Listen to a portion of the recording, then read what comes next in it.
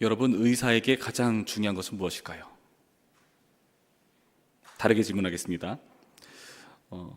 변호사에게 가장 중요한 것, 판사에게 가장 중요한 것, 교사에게 가장 중요한 것.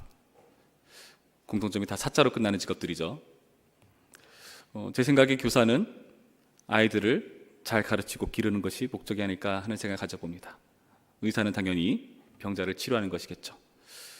판사는 당연히 억울한 일이 없도록 공의롭게 재판을 잘 치러내는 것이지 않겠는가 생각하는데요. 그러나 많은 사람들이 그 사자 들어가는 직업을 선호하고 그 길로 들어서라는 목적은 좀 달라 보일 때가 있곤 합니다.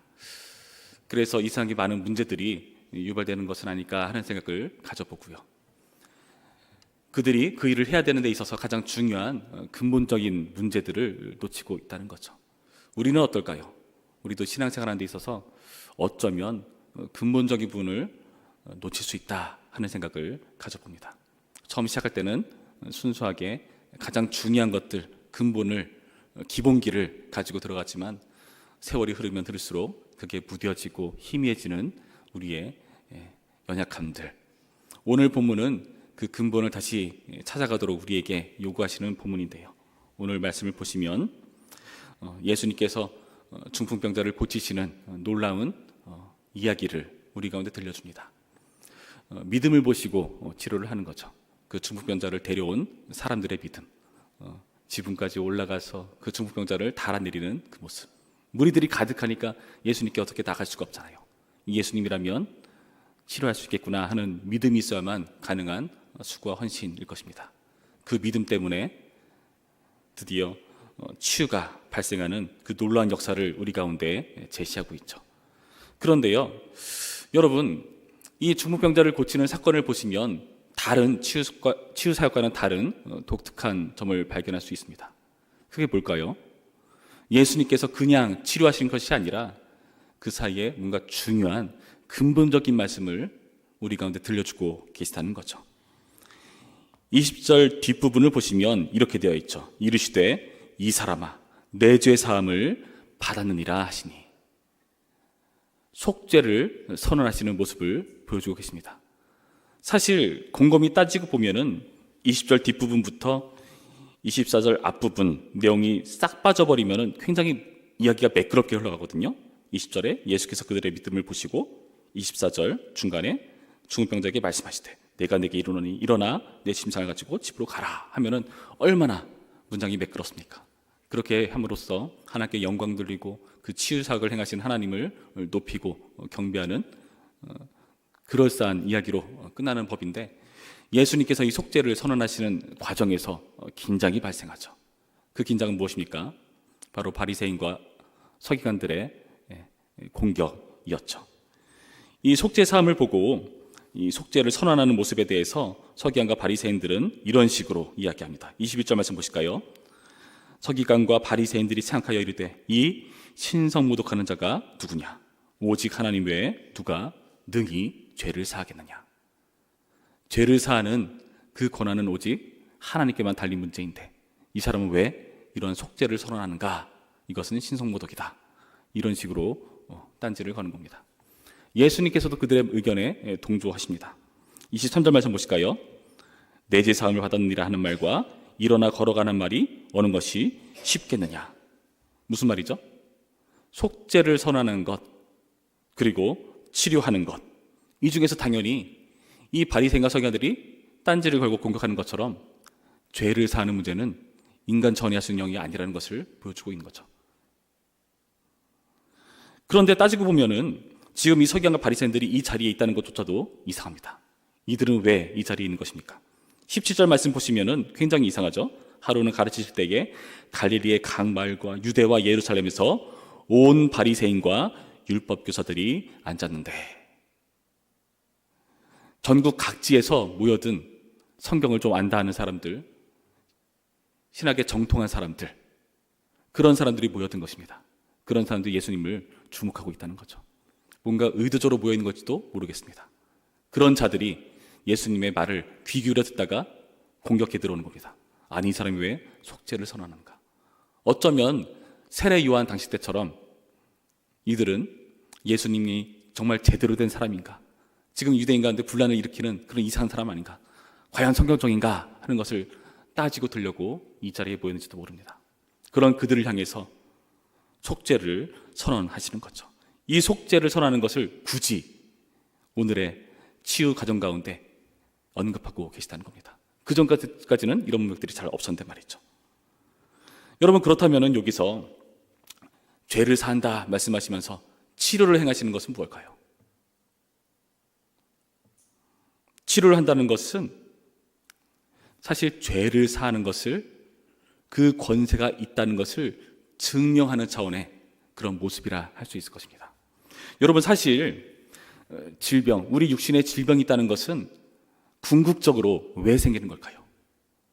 화병 때문에, 스트레스 때문에, 뭐 여러 가지 이유가 있겠지만은 우리의 이러한 질병과 문제들은 사실 그 근본적으로 따지고 들어가면은 죄의 결과들이죠. 죄가 이 세상에 들어오기 전에는 우리 모두는 영생을 누리는 자들이었고 영원히 사는 존재일지도 모릅니다. 하나님께서 온전한 존재일지도 모릅니다. 생명나무의 그 열매를 따먹고 영생해야 되는데 우리가 그렇지 못한 상황에 놓여 있는 거죠. 그렇게 우리의 질병의 궁극적인 원인은 죄라는 것이 유대인들의 인식 가운데 박혀 있었습니다. 예수님의 제자들이 길가에서 눈먼 자들을 보고 뭐라고 예수님께 말하죠? 이 사람이 눈먼 것은 본인의 죄 때문입니까? 부모의 죄 때문입니까? 물어보죠. 죄의 결과로서 이런 병들이 있는 것이다. 여러분, 병들이 있는 사람들, 몸에 문제가 있는 사람들은 그 당시 어떠한 괴로움 가운데 있었는가? 성전을 출입할 수가 없었어요. 하나님께로 마음껏 나아갈 수가 없었습니다. 어떤 사람들은 저 멀리서 사람들이 가까이 오면 나는 부정하다라고 외쳐야 될 정도로 그만큼 자신이 죄로 얼룩지고 부정하다는 것을 표현해야 될 정도였습니다. 그런 자들에게 예수님과의 만남은 무엇을 의미할까요? 예수님께서는 사람들이 그 멋진 성전을 보여주면서 그 성전을 자랑하기 시작할 때에 무엇이라 말씀하시죠? 너희가 이 성전을 헐라, 내가 4일 만에 다시 세운다. 자신의 성전됨을 가리켜 말씀하신 거라 성경은 설명하죠. 무슨 의미입니까? 예수님께서 성전이시다. 예수님께서 이런 자들을 찾아가신 것은 성전으로서 그들을 만나주시고 그들을 회복하시는 놀라운 역사를 보여주시는 과정이다. 여러분, 이 과정을 모두 살펴보았을 때에 이 질병이라는 것은 결국에 죄의 문제이고요, 예수님께서 그 질병을 치료하시고 고치신다는 것은요, 결국에 우리에게 그분께서 죄를 사하는 권세가 있는 하나님이시라는 것을 보여주는 표라는 것이죠. 여러분, 일어나 걸어가라 하는 것, 우리의 현실의 문제들, 우리의 경제적인 문제, 재정적인 문제, 사업적인 문제, 취업의 문제, 질병의 문제 등등, 여러분, 우리는 이 현실 문제에 막혔을 때가 많습니다. 우리는 그것을 해결하기 위해서 예수님께로 나가는 경우가 많죠. 그러나 근본적인 것은 무엇이죠? 죄의 문제를 우리는 생각해야 된다. 여러분, 이 사실을 우리는 놓쳐서는 안 되는 것입니다. 여러분, 우리는 현실 문제에 매여가지고요, 죄의 문제를 놓칠 때가 많습니다. 사실 우리가 정말 주님께 바라는 것이 무엇입니까? 우리가 기도하는 것의 대부분의 내용은 무엇이죠? 세상과 마주할 때 부딪히는 현실의 문제, 그 문제에 답을 찾기 위해서 우리가 주님께 기도하고 간구하는 것은 아닌가? 물론 우리가 간구해야 되는 문제가 많기는 합니다. 그러나 그것 때문에 정말 중요한 근본적인 문제를 놓쳐서는 안 되는 것을 예수님께서는 오늘 우리에게 보여주십니다. 인자가 죄를 사는 권세가 있는 줄 너희로 알게 하리라. 여러분, 오늘 이 자리에 왜 나오셨습니까? 우리의 여러 가지 문제가 있죠. 우리 그 문제를 주님 앞에 기도하고 주님께서 해결해 주기를 바라는 마음으로 이 자리에 나온지도 모릅니다. 물론 그렇게 해야 됩니다. 그러나 그것에 매여서 거기에만 우리가 머물러 있어서 정말 중요한 문제를 놓쳐서는 안 됩니다. 바로 하나님과 대면하는 우리의 문제, 죄 문제를 우리는 놓쳐서는 안 되는 것입니다. 예수님께서는요, 죄를 사는 권세가 있으신 분입니다. 그 문제는 무엇이죠? 하나님과 마주할 수 없는 우리의 문제를 해결하시는 분이라는 거죠. 사실 따지고 보면 우리의 모든 현실의 문제는 거기로부터 비롯된 것일지도 모릅니다. 그 문제를 해결해라. 그 문제를 마주하라 말씀하시는 오늘의 본문이라는 것입니다. 여러분, 우리의 삶을 돌아봅시다. 여러분, 우리는 여러 가지 현실 문제 속에서 주님께로 나왔습니다. 그러나 오늘의 말씀을 통해서 그 현실 문제의 근본적으로 어떠한 근본적인 문제에서 비롯되었는가? 바로 죄의 문제, 하나님과 인간이 대면하는 문제를 바로 알라. 예수님이 바로 그러한 권능을 가진, 그런 속죄를 할 수 있는 권세를 가진 분이시고, 그 문제를 깨우치기 위해서 우리 가운데 찾아오셨고, 그런 하나님을 보으라고 말씀하시는 분이십니다. 여러분, 우리는 이 석양 바리새인처럼 앉아있을 때가 많죠. 그러나 우리는 그 가운데에서 예수님의 어떠한 권세가 있는지, 이 속죄의 문제를 집요하게 물고 늘어지는 그런 우리가 되어야 될 줄로 믿습니다. 오늘 기도하실 때, 하나님, 우리 가운데 죄 문제가 있습니까? 내가 놓치고 있는 죄 문제가 있지는 않습니까? 우리 인류 가운데에 정말 주님 앞에 이 죄 문제를 회개하고 넘어가야 되는데, 이 죄 문제를 간과하고 넘어가지 않습니까? 우리가 다음 세대 부흥을 외치고 있는데, 사실 이 부흥은 죄에 대한 회개에서부터 시작된 경우가 많았죠. 하나님, 우리가 이 죄 문제를 간과하고 있는 것은 아닙니까? 우리 다음 세대가 복을 받아야 되는데, 우리는 정말 그 기본적인 죄의 문제를 물고 늘어지진 않고 있지는 않습니까? 여러분, 이 문제를 주님 앞에 간구하시면서 하나님의 은혜를 구하시고 속죄하시는 예수 그리스도의 권세, 그 능력을 힘있는 오늘 하루이기를 주님의 이름으로 축원합니다. 우리 기도하시겠습니다. 참 좋으신 하나님, 감사합니다. 오늘의 말씀을 통해서 우리에게 예수님께서 근본적으로 어떤 문제를 해결하시기 위해 오셨는지를 보여주셔서 감사드립니다. 주님, 우리는 주님의 속죄하는 그 놀라운 권세, 하나님을 마주할 수 있도록 우리 가운데 성전으로 역사하시고 우리를 만나주신 그 놀라운 일들을 간과할 때가 많습니다.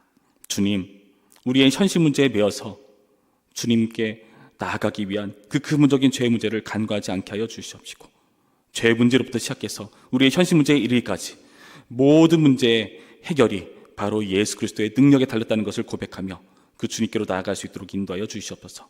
우리를 긍휼히 여기시고 우리의 죄악들을 깨닫게 하셔서 성께서 지적하시는 그 죄 문제를 우리가 고백하고 회개하고 주님 앞에 기도하기 시작할 때에 주님의 역사를 보는 놀라운 일들이 우리 부천평 함께하고 가운데 가득할 수 있도록, 우리의 인생 가운데 가득할 수 있도록 인도하여 주시옵소서.